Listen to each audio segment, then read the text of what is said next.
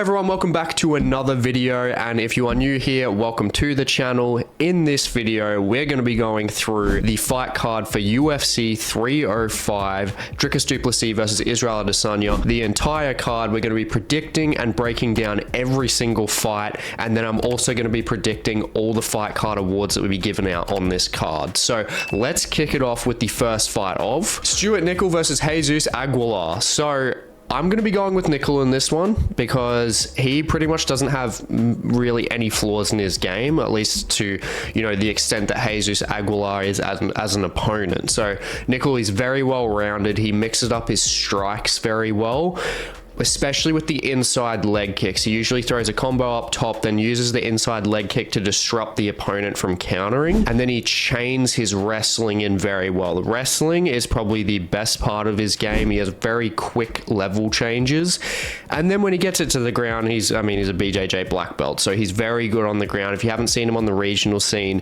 very good with his wrestling to then get it to an advantageous position to then secure that submission. So yeah, very, very well rounded and definitely deserves to be in the UFC.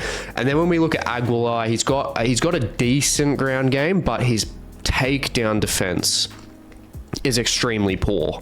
I mean, when we look at his last fight against Mendonca just threw him pretty much all over the place. He got controlled for most of that fight as well, so it was a bit iffy in that fight when it came to the result. But yeah, ultimately he's not going to be doing anything like that in terms of, I don't think he's going to be getting a win in any way, shape or form against Nicoll in this one. I mean, Aguilar, he's got the submission game as his best strength. Nicoll is a better BJJ artist than Aguilar is. And then Aguilar's got the shortest reach in the whole entire UFC men's roster as well. So the only thing he's got going for him on the feet realistically against Nicoll is his durability, which is where I don't think Nicoll is going to be able to finish him. But the biggest issue is the wrestling to the ground game. Nicoll's wrestling is way too strong. He's very good transitionally, and within the 15 minutes, he's going to be able to get it to the ground and find that submission win. And yeah, ultimately durability on the side of Aguilar. He's not getting taken out on the feet, but when it gets to the ground, when Stewart Nicoll does get it there, he is going to finish him, I would probably say, second round. Moving on, Song Kenan versus Ricky Glenn. So Song Kenan to me is just a more polished version of Ricky Glenn, and he lands at a better output than Glenn as well. It's really just Song Kenan being a level up against himself, to be honest. So I've got Song Kenan in this fight. Ricky Glenn, I would say, he's got the power, he's got KO power. He's 13-2 when it comes to KOs, but his chin in the exchange has just been failing him recently, and he's 35 years old now, so he is on the downhill slope of his career. And then when it comes to the ground game, I also prefer Song Kenan's ground game because he executes and succeeds takedowns a lot better, and he's just stronger.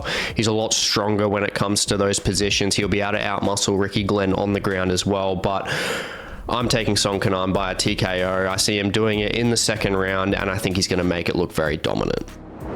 Moving up to Tom Nolan versus Alex Reyes. So Alex Reyes is kind of weird. I mean, he's fighting in his third UFC fight. This fight is his third UFC fight after a 7-year layoff before his last fight where he got destroyed by Charlie Campbell. And his last fight before that was against Mike Perry in 2017. And he's been KO'd in the first round in both of them. So his career definitely didn't pan out anywhere near the same as Dom Reyes, his brother. So that's where the issue is for Tom Nolan, especially with those odds that you can see on the screen. This is where there's a lot of pressure on Tom Nolan. I mean, he's a huge favorite, and he's going to need a flashy finish in this one to get any form of credit. And if he comes out crazy like he did against Motta, Reyes does have a pretty strong chance of finishing him because Nolan's chin is a little bit suspect, mainly down to the poor head movement. I mean, he's very tall for lightweight, so there is that issue there in terms of head movement and his chin just being at that right angle. But I'm pretty confident Nolan is going to get the finish late into the first round because of his last fight, because of his win against Martinez, because he showed the necessary changes. He stayed very composed and he picked his shots well and then got the finish instead of rushing in, which if that fight never happened, I'd be a lot more suspect as to why the odds are so different in this fight, to be honest, even with the layoff of Reyes. But with that being said, in that fight taking place, I'm much more confident in Tom Nolan, you know, definitely getting this win. And I mean, especially with Alex Reyes in terms of his striking credibility, has very poor strike defense. And yeah, Tom Nolan, he's going to get this one done late in the first round or possibly early in the second round for a pretty brutal KO finish. And moving on up the card, Jack Jenkins versus Herbert Burns. I am sorry, Gilbert Burns, but your brother is getting absolutely slept in this fight. This is without a doubt my most confident pick of the whole entire card, 100%. And look, as good as Gilbert Burns is, his brother just doesn't belong in the UFC, to be honest. Look, he's a great submission artist, don't get me wrong. Fantastic there, 8-0, and do good in like actual grappling competitions, but his stand-up game is terrible. He's very sluggish, he's slow, he doesn't put combinations together well. He's 36 now, so he's out of his prime age range, and he's at featherweight, so that speed issue is exacerbated even more so. And on top of all that, even worse, his chin is extremely suspect to borderline being gone, because he's on a 3-fight KO loss streak and he hasn't won in 4 years. So if he loses this, he's probably cut realistically, and I don't see a way that he is going to win this, to be honest, because you got a guy like Jack Jenkins that he's fighting that has got very good strike speed, great strike accuracy, mixes up his combinations through his stance switches very well. And aside from having his arm busted against Chepe Mariscal at UFC 293 the last time he was in Australia, the guy is on a 9-fight win streak at the moment. So I just don't see a world where Herbert Burns is going to take this guy out. Jack Jenkins, he's shorter, he's got a lower center of gravity, he's got good takedown defense, and look, Jack is just going to absolutely chew Burns' legs to bits. And probably, honestly, I wouldn't be surprised if he breaks his leg. I think he's broken like 5 of his opponent's legs, and Herbert Burns is a prime candidate to absolutely get mauled, to be honest. And yeah, he's going to do that early just to cut off the takedown entries from Herbert Burns. And yeah, he is just going to knock him out on the feet, straight up KO. And that's going to be happening at the end of round 1. And that's after Jack Jenkins just torches him through the early part of that first round. And moving on, Casey O'Neill versus Luana Santos. So this is definitely a trickier fight to call than the last one. And look, I'd probably give Casey the fight on the feet. I'd edge it to her on the feet. I mean, she's a bit longer. She sticks a pretty decent jab, and she's got something to prove. She's on a 2-fight loss streak at the moment. So, and she's fighting at home. So there's definitely hometown pressure on her, but unfortunately, I think it's going to turn into a 3-fight loss streak here. And that's because with Luana Santos, she's just more well-rounded, especially with that judo base that she has. If she gets it to the ground, that's where she gets to utilize her best weapons, which is obviously her submission. She's 4-0 submission. She's never been finished either, so she's got a lot of momentum behind her too. And I'm going to be taking her by 29-28 unanimous decision win here. I think Casey will probably get the better of her on the feet in the first round, probably just outlanding her, just getting those significant strikes up. But I think past that, I think the clinch game with the judo of Luana, I think that's where it's going to really take over. She's just more transitionally advanced and just more offensive on the ground, and I think she'll just pull out the decision based on more so like heavy control time and submission threats in the last 2 rounds. So yeah, that obviously with the momentum there as well, she's got the confidence coming into this fight, and you know, being active with that submission offense, I feel like she does have it in the bag here. But unless Casey O'Neill's like badly hurt on the feet, I don't really see Luana pulling off the submission, which, you know, I don't see her getting the better of Casey on the feet either. So I don't think she'd finish her on the feet. She might make it sluggish and like a bit of a slugfest in the exchanges where she could get the better of her, but I just don't see her finishing her. So I'm seeing a 29-28 decision here for Luana Santos. Moving on up the card, Josh Culibao versus Ricardo Ramos. So I'm going to take Josh Culibao here, but only just. Like, similar to the last fight, it's a bit tricky to call, but I'm going to take Culibao for two reasons here, and that's the speed and the precision comparatively to Ricardo Ramos. I mean, Josh Culibao is quicker in the exchanges than Ramos, and he's got like cleaner boxing overall. And look, like Ramos, he does make it difficult in terms of prediction because he's more well-rounded than Josh Culibao. I mean, he's got a better ground game, but on the feet, Ricardo Ramos is more susceptible to getting caught out of position. So that's where I think Josh Culibao can really take advantage there.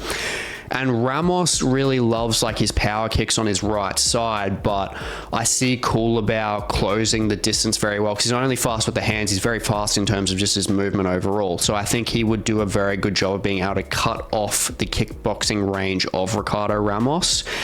And also as well, looking at their histories, Culibao has fought better competition overall. And I mean, you look at Charles Jourdain, he took Charles Jourdain to a very competitive draw, and Ramos got taken out straight away by Jourdain pretty easily. So yeah, there's definitely comparisons in terms of competition and skill and just time there as well. And look, it is close, I will say that, because with Ricardo Ramos obviously being more well-rounded, he does have the ground game advantage here, and that's why I'm going to say that Culibao is going to take a split decision here, with Ramos taking advantage of the ground game. He will utilize the double legs and like very well. That's probably his best takedown entry. I think he'll utilize double legs very well and then control Culibao on the ground to take the first round. And then I see Culibao really finding his rhythm in the second round. He'll take over with the strike speed in the exchanges and then winning that round overall. And then I think Culibao will pull through with the cardio and he'll just land more significant strikes in the final round. But I think it'll be very close, and one judge will just give it to Ramos in that final round. So I do see that 29-28 split decision for Josh Culibao. But yeah, very close competitive fight. Probably would not add this one to your bet slip. And moving on to our feature prelim, Junior Tafa versus Valter Walker. I'm just noticing that there's actually like a lot of brother combinations in this card. I mean, we got like Hector and Gilbert, and then we've got Alex Reyes with Dominic Reyes as well. And now we got Junior Tafa, obviously with Justin Tafa and Valter Walker, with Johnny Walker being his brother, which is, I don't know why I've said that, it's just kind of a pointless coincidence, but the only brother that I'm going to see that's actually going to be taking a win here is going to be Junior Tafa. And I'm going to be taking him by a KO win. And look, it is tricky to say because both of these guys obviously have the KO power. But I would say Tafa does have the cleaner kickboxing. And Valter, he definitely has the advantage on the ground. But unless he badly hurts Junior, I just don't see him getting like the takedown very successfully. And if he can't get it, I feel like that's when he's going to panic in those exchanges, and Tafa's really going to take advantage of that. And that's when we look at Junior. I mean, Junior's got very good takedown defense, and he's just like my more confident pick when it comes to these two getting in an exchange. And Valter's not taking him down, then that's when they're going to be getting into a bit of a slugfest, and I just prefer Tafa's chances overall. And that's like when I saw Valter's last fight against Bretsky, he just doesn't seem that confident in those exchanges. So, and that's where he prefers to shoot. And if they're both in the exchanges, Tafa, if he's more calm, cool, and collected, he's going to find those shots a bit better. So I do have him winning by that KO. And honestly, Tafa's fought the better opponents as well. He's got more experience there, just like Culibao in the last fight. Tafa's gotten more experience here, so I think he's just going to be more confident in those situations. And look, both of these guys, I mean, they technically both haven't been knocked out. I mean, Tafa realistically actually hasn't, because he just got his legs absolutely chewed to bits in his last fight against De Lima and then finished him. So none of them been like taken out cold. But yeah, I think Tafa is going to be the first one to really take out Valter, and that's just realistically with Valter not being able to take Tafa down and getting the better of him in those exchanges and forcing him to get into that swang and bang contest. And I think Tafa's going to take it in the second round by a pretty brutal classic heavyweight KO. And moving on to our stacked main card, Carlos Prates versus JingLiang. Now, honestly, this is my sleeper fight of the night. Definitely, I will 100% say, definitely look out for this fight. One of the best fights that will be on this card, because we've got the Leech, who is very durable and is pretty chaotic when he fights. And I mean, he throws at a very high clip as well. And then we've got Carlos Prates, who is an absolute sniper. Prates, I am very high on this guy, obviously coming through the Fighting Nerds gym, which I have spoken about in previous videos as well. And for the first time, I think we are going to see the Leech go to sleep. I think Prates is going to get this done. I mean, I don't like the 6-inch reach and speed difference and the striking accuracy difference against the Leech for Prates. I don't like that when JingLiang is someone that relies a bit more so on durability over consistent head movement. I will say JingLiang does have good head movement, but he doesn't always use it, and he's got a brick head, so it's not a hard target to hit. And Prates is one of those guys, he can break that durability with that left hand that he has. Sent Drevin Giles to the Shadow Realm, and that was just with a straight down the pipe. I mean, no follow-up either. He was out cold.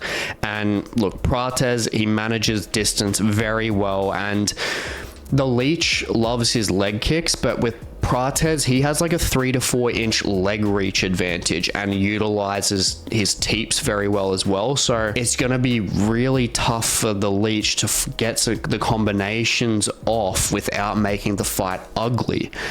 And that's the issue. By the Leech having to make it ugly and close the distance, which you'll have to rush in for, that'll leave him open to Carlos Prates' counter striking. And honestly, I see Prates finding a check left hook, dropping the Leech, and then KOing him on the ground, brutal ground and pound. And look, it'll be sad to see. I do like the Leech, but you know, Carlos Prates, he's coming up and he's built different. He's definitely going to be a problem in that division, especially welterweight, 78-inch reach, got the power there as well, very composed.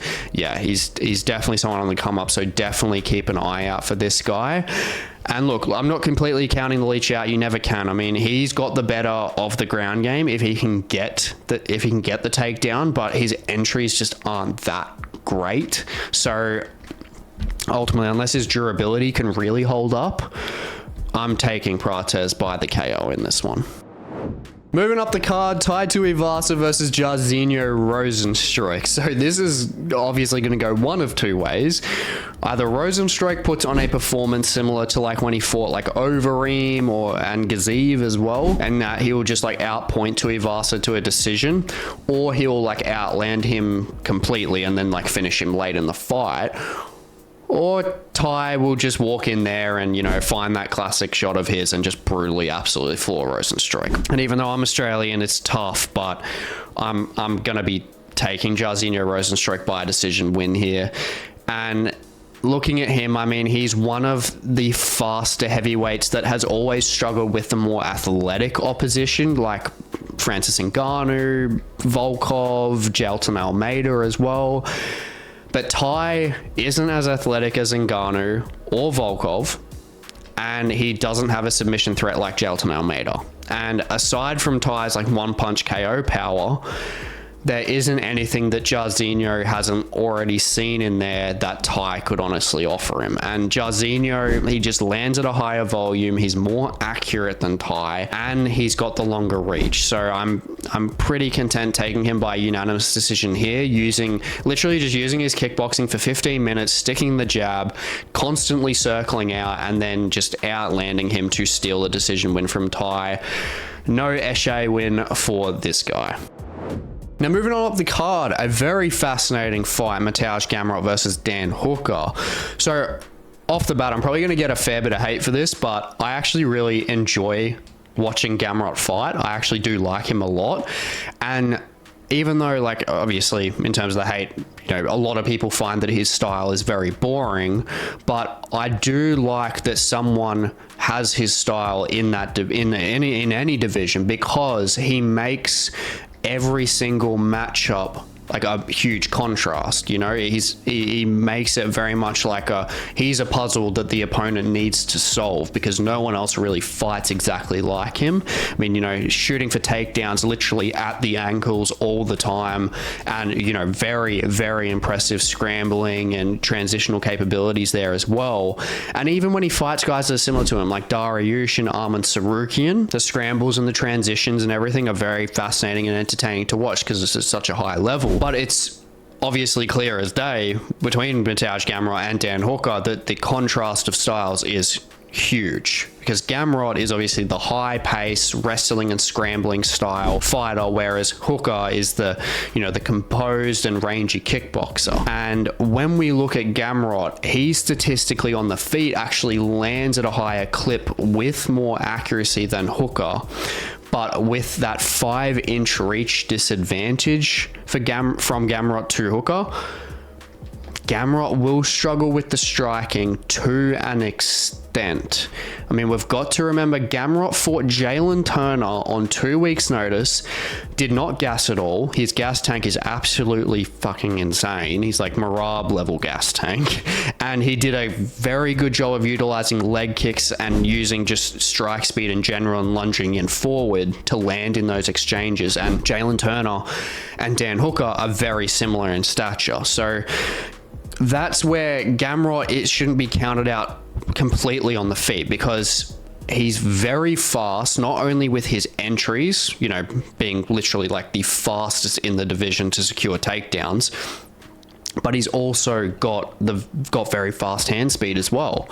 But the thing I will say is that his chin is pretty suspect. I mean, he got dropped by Jalen Turner, and then also RDA in his last fight. He got dropped, I think, twice in the first round. But his recovery just makes up for it all, because he's just so in shape, he's so in form that, yeah, he just doesn't get taken out. I mean, he's 8-0 with KOs, he's 5-0 with submissions. He is a bitch to get out of there, without a doubt. He's one of the hardest guys to get out of the octagon, and he has been dropped multiple times, and he cannot be taken out of there. No one has been able to figure out this puzzle yet. And Dan seriously needs to pace himself and pick his shots to try and actually get him out of there, but while simultaneously not letting Gamrot outwork him. This is why Gamrot is so tricky to fight. It's like, do you outwork him on the feet and risk the takedown, or let him outwork you and hope to find that the shot can land to take him out? You know, it's very, very difficult in terms of being able to fight Gamrot. He's just a very tricky fighter, and obviously so far it hasn't worked. You know, he's never been finished, and he's just, all he's done is frustrate fighters. And ultimately, even with the momentum for Hooker, I don't think he has the strike speed and the overall one punch power to find the shot when Gamrot enters to take him out. And with that, I'm going to take Gamrot by a 29-28 decision. And that's with Hooker finding success in the third round by, you know, finding success in terms of getting the sprawls going, like really getting his reads on the time, like his timing on the takedowns, like the entries of Gamrot, and then, you know, really stuffing them. But I do think that it's just going to be too little too late, and Gamrot will have worked Dan Hooker in those first 2 rounds too much to where he swayed it in his favor. I think Hooker will be able to outland him in the third, you know, stuff the takedowns, pump some damage, but I think Gamrot will just do a very good job of frustrating Dan Hooker to the point where he's going to steal a decision win from him. And moving up to our co-main event, Kai Kara-France versus Steve Erceg. Now, this fight is going to be sick, but it's honestly the hardest fight to predict on the whole entire card for me, because we've got Kai, who's had more consistent high-level experience than Erceg, but then we've got Erceg, who's just fought for the title against Pantoja. And honestly, as a bit of a side note, nothing to do with Erceg, I'm just a bit salty that this fight is actually happening, because Kai got robbed against Amir Albarsi. This fight shouldn't be happening, because Kai should have been fighting for the title next. You know, it does suck, but anyway, we move. Look, stylistically, this is where it's going to be a problem in terms of predicting this fight. I would give Kai the overall edge on the feet with his kickboxing combinations and speed, but Erceg has got the power advantage on the feet. And then, look, I'd give Erceg the clear advantage on the ground with the jiu-jitsu threat, but then Kai has amazing takedown defense. So it really makes it tricky as to where this fight could go and like who for. But if I'm counting on one to do better in the other's department, it's got to be Erceg on the feet compared to Kai being on the ground. And somewhere in the 15 minutes, with the pace that these guys usually fight, and if they fight against each other, which I'm very confident is going to happen, I wouldn't be surprised if someone gets cracked, you know, once, at least once, somewhere in an exchange. And if it's in the exchange with that power from Erceg, I'm more so confident Erceg could hurt Kai, but more so if Kai gets hurt and Erceg then shoots and gets Kai to the ground, that's where I see Erceg taking this fight more convincingly. But I'm gonna be taking Erceg by a decision win here, with just having that more so polished, well-rounded skill set. But I don't think that he'll get Kai out of there, because Kai is just very defensively sound across the board. The submission defense, the takedown defense, obviously, and his strike defense is very clean as well. And look, it's rough, and I don't want either one of these guys to lose, especially I don't want either of these guys to get finished. But regardless, for the fans, this will be a very great, fast-paced co-main event. And look, this honestly, even though Erceg just fought for the title, this fight definitely has title implications there. So yeah, it's going to be a great fight for the fans, and yeah, Erceg will just be taking this one.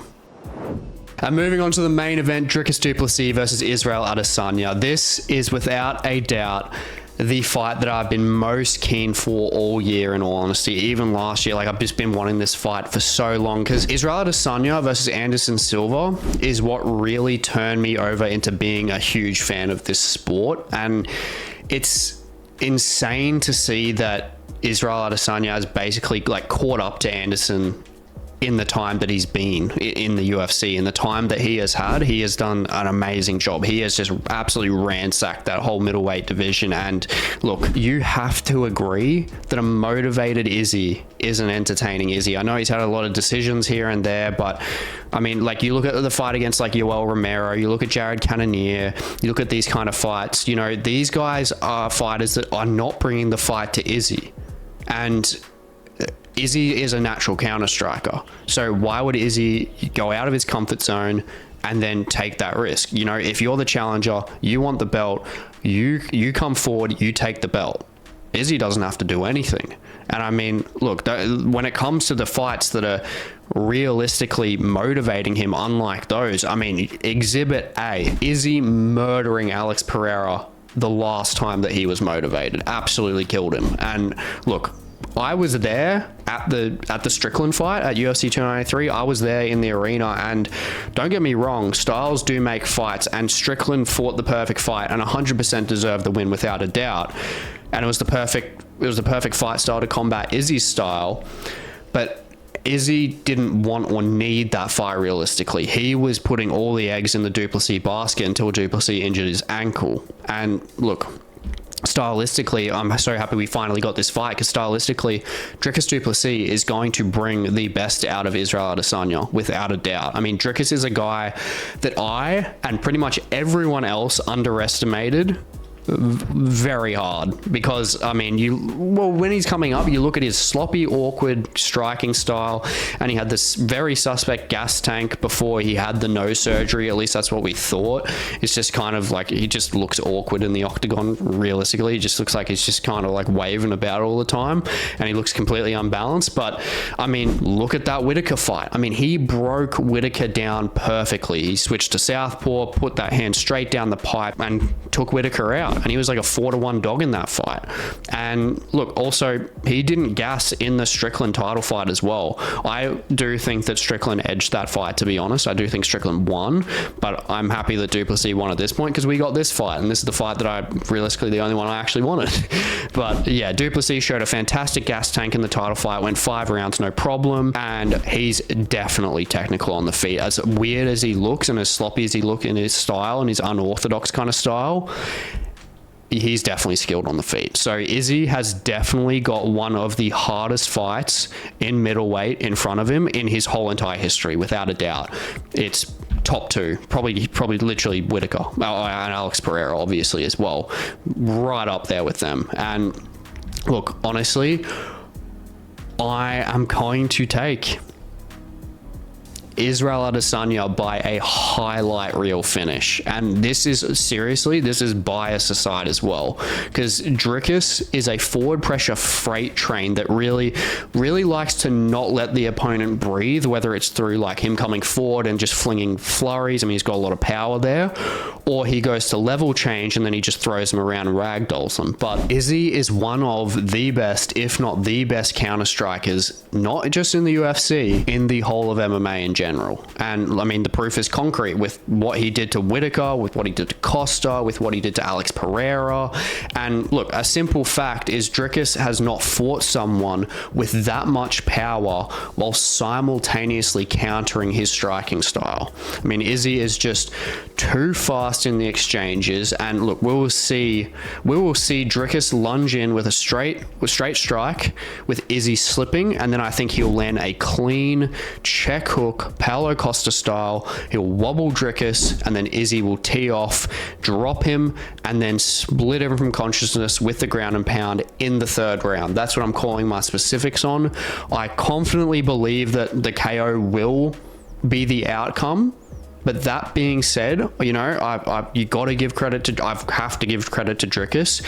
He fights at a consistently high pace, like the whole time, and so he will match Izzy's cardio without a doubt. Izzy has fantastic cardio too, so they won't slow down, but Dricus obviously has a better ground game than Izzy, without a doubt. And if he hurts Izzy and he gets him down, then Izzy could be done without a doubt, especially with the submission threat of Dricus as well, having 10 submissions on his record. And Izzy has not been threatened by a submission artist that has as dangerous as submissions as Dricus. Dricus is a very, very well-rounded fighter. You got to give him that. But Izzy's takedown defense is very strong. And look, Izzy has the capability of timing a counter strike when Dricus enters for a takedown, without a doubt.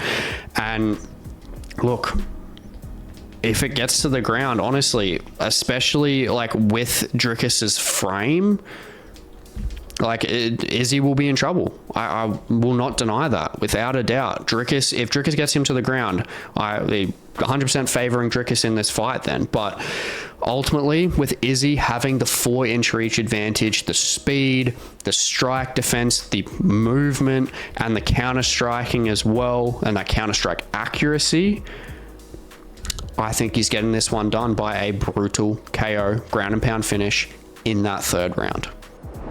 And moving on to the fight card awards, kicking it off with fight of the night, I'm giving it to Kai Kara-France versus Steve Erceg. Look, I'm definitely basing this off not only their fight styles, but the pace that they will fight at. I think that is where it's just going to be high action, high pace, and it's really going to set us up for the main event. And look, I'm keen to see the strike speed on both ends, along with, you know, the sprawls from Kai and the transitions from Erceg on the ground if it gets there.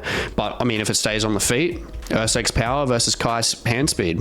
I mean, you just can't really lose in this fight overall. I mean, I can't not put a well-rounded, high-paced, high-ranked MMA fight as fight of the night. It just has to be there. So yeah, I'm very, very keen for this fight. Now, performance of the night, I went on and enough. Jack Jenkins, as I said, honestly, my most confident pick of this card. It's a golden goose opportunity for Jenkins to get back on track, and he is going to take Herbert out absolutely brutally with their contrast of, you know, their striking capabilities, and with with how poor Herbert's chin is, Jack Jenkins is going to absolutely chin him. And moving on to the fighter to watch, of course, I'm giving it to the guy from the Fighting Nerds, Carlos Prates. As I say, with any of those Fighting Nerds fellas, keep an eye out for absolutely all of them. I mean, including Prates, obviously, being the sniper that he is. He'll be the first one to take out the Leech via strikes by picking him apart with the teeps, using the knees in the clinch, and I think he'll just use the very good straight strike boxing and then finish the leech late into the fight. And then he'll probably go have a quick dart after the fight's done, and he'll probably get a bonus. And moving on to finish of the night, last and obviously not least, the 3-time middleweight champion Israel Adesanya. He's been at the top of the division for such a long time, for being one of the greatest strikers to hit MMA, and with that time off and that added motivation that he has as a fight that he actually wants against Dricus, from what we've seen, what he does against when he's motivated against opponents, he is going to be taking this one by a brutal KO finish.